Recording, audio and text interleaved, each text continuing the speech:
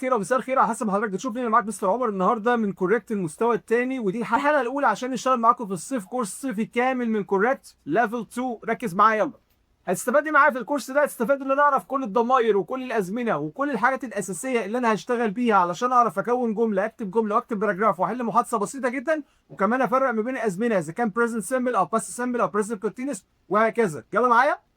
حاجه نعرفها النهارده هو يعني ايه جمله بسيطه جدا. الجمله دي بيقول لك ان الجمله دي بتبدا بفاعل. يعني ايه تبدا بفاعل؟ يعني الفاعل ده ممكن يكون ميل مذكر انا، ممكن يكون فيميل مؤنث زي اختي وزي امي، ممكن مفرد زي انا بالنسبه لي مفرد، ممكن يكون زي بابا مفرد، ممكن يكون كيورال جمع زي بابا وماما الاثنين مع بعض جمع، وكمان ممكن يكون something. يعني ايه something؟ يعني شيء ما. زي ايه؟ زي البان ده هو بالنسبه لي something، زي التي شيرت اللي انا لابسه واللي حضرتك لابسه ده بالنسبه لك برضك something.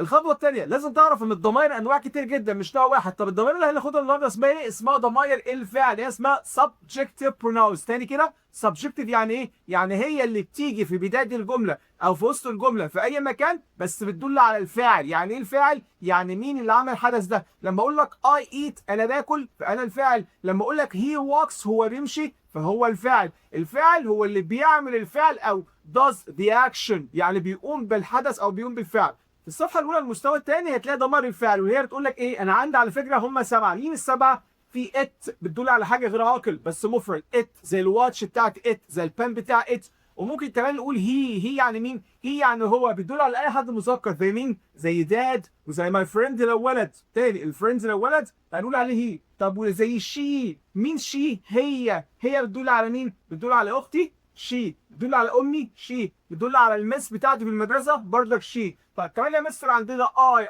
يعني ايه؟ اي يعني انا بتكلم بيه عن نفسي. قول كده انا ولد I am a boy. طب قول انا بنت I am a girl. طب قول انا مبسوط سعيد I am happy. يبقى I دايما بتكلم بيه عن نفسي، ضمير شخصي بيدل على نفسي انا. اللي بعده يا مستر عندي كمان we يعني ايه؟ we يعني احنا، انا وانت. تاني انا وانت نقول على الثانوي. بقول لك ايه يا احمد، ما تيجي انا وانت نروح الحديقه؟ يبقى we can go to the park. we انا وانت we. طب اللي بعد المستر عندي ضمير اسمه يو ده بقى عشان ما يلخبطكش كتير بيشتغل على ثلاث حاجات. لو انت بتكلم حد في وشه بتقول له يا احمد يو احمد، ولو انت بتكلم بنت تقول لها يو اميره، ولو انت بتكلم مجموعه من الناس زي ما حضرتك وحضرتك بتتفرج عليا فبقول لكم يو ار واتشنج مي، انتوا بتتفرجوا عليا. طب يا مستر نسينا حاجه، نسينا ضمير اسمه ذاي. يعني ايه ذاي يعني هم، بتكلم بيها مع حد، بتكلم بيها عن حد. طب انا هي بتكلم بيها عن ولد صح،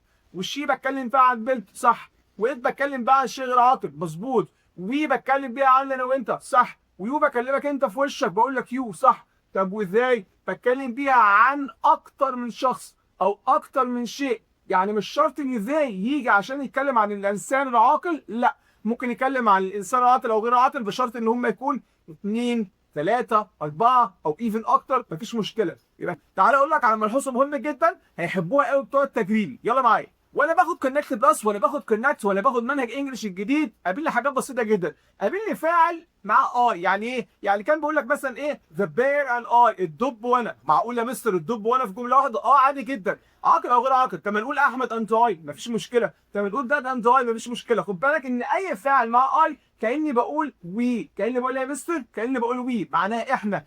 اي فاعل ومع يو. يعني بقول لك ايه؟ ماما بتقول لك انت واختك، انت واخوك، you and your sister، you and your brother، انت وهو وانت وهي. يبقى انا كده اي حد دخل مع يو كاني بقول لهم يو، بس هنا بقى بتاعت الجامعه. طب وتبدا مستر؟ قال لي لو انا عندي اسم والاسم ده جه مع اسم تاني زي ايه يا مستر؟ قال لي مثلا my pen and my pencil، قلم الرصاص وقلم الجاف. معقول يا مستر ممكن اشيلهم وابدلهم بذي؟ اكيد ده ممكن. اهو يا مستر اي اسم مع اسم تاني ابدله بذي. طب ايه رايك لما ابدل اميره ومحمد بذي؟ صح. طب ابدل ذا كار اند ذا تاكسي، العربيه والسياره اجره، بذي برضك صح.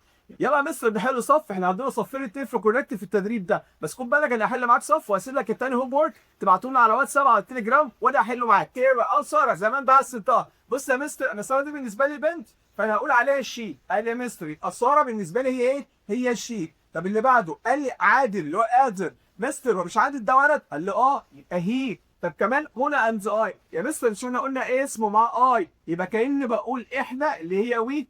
كلامك مظبوط. اللي بعده the cats جمع ولا مفرد؟ جمع. اي اسم جمع عاقل او غير عاقل بنقول عليه they THEY.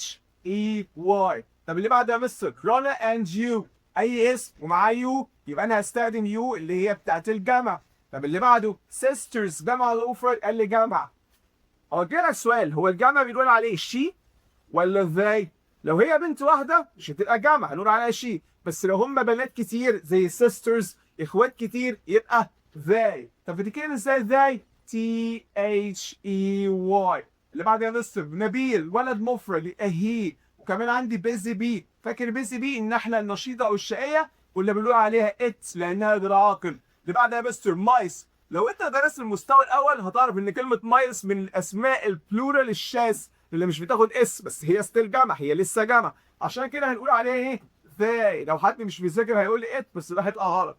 قلت لك قبل كده الهدف الاساسي من كوريكت المستوى الثاني هو انك تبدا تكتب جمله قصيره في جمله طويله في عده جمل، فتكتب باراجراف فتحل محادثه فدماغك ترتاح وتبقى فاهم انت بتعمل ايه. يلا معايا. طب يلا علمك تكتب جمله ازاي. مستر بيقول ايه؟ بيقول لي احمد از ا دكتور. يا مستر لو انا دلوقتي عايز اعمل ريبليس، يعني ايه ريبليس؟ يعني ابدل ايه؟ ابدل الفاعل بتاعي اللي هو جاي اسمه احمد ابدله بضمير. طب ايه الضمير اللي يتناسب مع احمد؟ قال لي هي. قلت له ماشي مفيش مشكله، يلا نشيل احمد خالص اكس اهو عليه ونكتب مكانها ايه؟ هي. طب لما كتبنا هي ايه اللي هنعمله؟ هنكمل بقيه الجمله. هي از ا دكتور، انا ابني انا بنتي. انا بدات اخد الثقه في نفسي ولا بكتب جمله اهو. الموضوع سهل ومش صعب. طب يلا نكمل اللي بعد كده. قال لي فريده از ا ستودنت. فريده دي يا مستر دي شي بنت؟ قال لي اه. طب ممكن نعمل عليها اكس ويجيب بدلها ضمير يحل محلها؟ قال لي ممكن اللي هو الشي. طب يلا نكمل. she is سيرا اند اي. هي سيرا اند اي دول يا مستر مين دول؟ كأني بقول وي لان احنا دلوقتي اتنين بس في واحد فينا اسمه اي، يبقى اي حد مع اي كأني بقول وي. ادي يا مستر وي وبعد كده ار. we are friends. we are ايه؟ we are friends. يلا نكتب ميمو لا اسم سمكه اكس يا مستر وبدلها بات وانت مرتاح. ليه؟ عشان هي شيء عاقل. it ايه؟ it is a fish. it is a ايه؟ it is a fish. الشاشه قدامك، الاسئله قدامك، حلها وابعتها لنا على الواتساب وكمل معايا التدريب اللي بعده.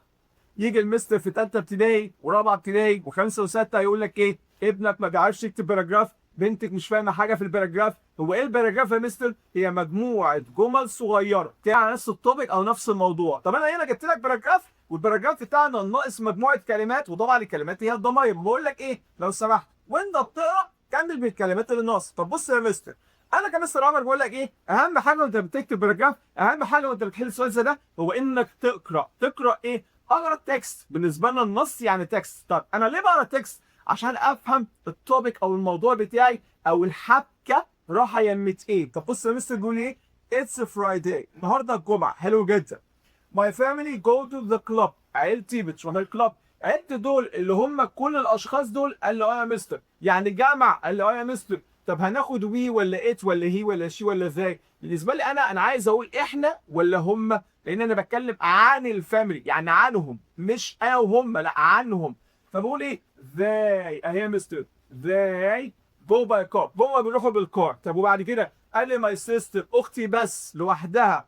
my sister likes التنس. اختي بتحب التنس. خد بالك ان انا لسه بتكلم عن السيستر اللي هي she plays tennis with هنا. بتلعب تنس مع مين؟ مع هنا. يعني بقى عندي اختي وبقى عندي هنا مع are happy. شفت ليه؟ ضحك عليك وقال لك are ليه؟ لان هو بيتكلم عن اختي وهنا في نفس الوقت. طبعا انا هقول they are happy. هم الاتنين سعداء. my dad بدأ يتكلم عن بابايا لوحده اللي هو مذكر اللي هو he. تاني my dad likes football. my dad likes football. بابا يحب الفوتبول. وبعد كده قال لي plays with uncle. مين اللي بيلعب مع عمه؟ طبعا بابايا اللي هو he plays with uncle. بقى عندي اتنين. تاني وقال لي are okay. طبعا انا هنا بتكلم عن بابايا وعمي اللي هم اتنين يبقى they are okay. هم الاتنين كويسين. اللي بعده mom and I. بس مش هنضحك عليها المره دي، ده mom and I يعني احنا بقينا اتنين بس في واحد فينا اسمه اي. انا لما دخلت في الموضوع بقى اسمنا احنا يعني في. ثانيه يا مستر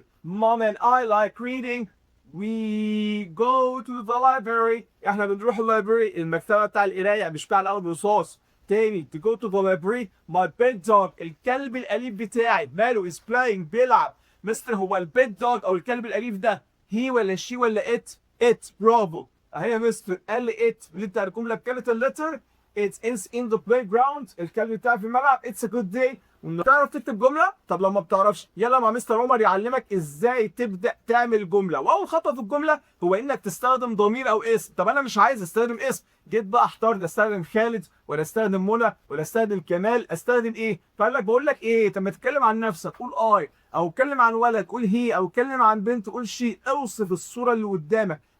اول جون ابنك هيجيبه وبنتك هتجيبه في الكتابه النهارده هو انها تكتب جمله بسيطه جدا. الجمله بتاعتنا عباره عن ايه؟ ان انا مديك صوره وبقول لك لو سمحت ما تكتب جمله. طب بص، اول حاجه عندنا هي صوره تري شجره، ده ابسط حاجه عندي اهو. طب يا مستر الشجره دي انا عايز اقول هذه شجره، ده باللغه العربيه. بالانجلش بقولها ازاي؟ كلمه هذا او هذه هو ضمير، ضمير بيدل على ايه؟ بيدل على الشجره. يبقى انا عايز اوصف الشجره. هل يا ترى الشجره دي مذكر ولا مؤنث؟ في اللغه العربيه مالناش دعوه تقول اصلها مؤنث لانها بالتاء المضبوطه، كل الكلام ده انا بره منه. لكن انا ممكن اقول لك على حاجه ثانيه، الشجره ده بالنسبه لي انا في الانجليش هو غير عاقل، وعشان غير عاقل هكتب انا ات اي تي. مستر اول حاجه اتحلت الحمد لله، كتبنا ات. طب ايه اللي بعد ات؟ ان انا عايز اجيب فيرب تو بي. خدناها يا مستر في المستوى الاول اللي ات الفيرب تو بي بتاعه يعني الفعل يكون بتاعه يا اما ام يا اما از يا اما ار. خد بالك ان ام از فور مي، ام بتاعت انا، يعني ما حدش بياخد ام غير اي. شكرا. هنا مفيش اي يبقى ما ينفعش. تاني حاجه از فور 1، افتكر القاعده از يعني هستخدم از فور 1. طب وهي الشجره دي 1 يعني هي شجره واحده؟ قال لي اه يا مستر. طب انا ممكن اكتب از كده it is. حلو جدا اهو، تاني خطوه اتحلت بسهوله. it is. مستر انا هكتب تري هذه الشجره، صح؟ هو صح بس مش قوي، عشان برضك في المستوى الاول من كوريكت علمتك اذا كان الاسم ده اسم مفرد وبعرف اعده يبقى اجيب قبله يا اما يا اما ان. مش هحكي لك كتير في الحته دي. a tree it is a tree. انا الجمله الثانيه اللي هحلها لك، اما الثالثه والرابعه انا هسيبها لك تبعتها لنا على واتساب على التليجرام على حتى يوتيوب كوريكت وانا اصححها معاك بنفسي. يلا معايا. بص ده صوره محمد صلاح. بص خد بالك ان انا ده محمد صلاح فانا هقول عليه هير مستر اتش اي. طيب بعد ما كتبنا ايه وكتبنا اول حرف كابيتال فاضل ان انا استخدم يا اما ام يا اما از يا اما ار. بس انا فهمت بقى طالما هو مفرد طالما هو سنجلر طالما هو واحد يبقى انا هستخدم از. برافو اهو هي از. حافظ اسمه؟ اسمه مو صلاح. اسمه ايه؟ مو صلاح. طب ادي مو الام كابيتال عشان هو اختصار اسم انسان، وادي صلاح الاس كابيتال اس اي ال اي اتش اهو يا مستر. طيب ما نسيناش حاجه نسينا نحطه في الستاف. هي از مو صلاح. طب ايه رايك لو قلت لك ايه؟ ان هو بيلعب كوره. يلا معايا. هو بيلعب بلاي. صح يا مستر؟ لا مش صح. ليه يا مستر؟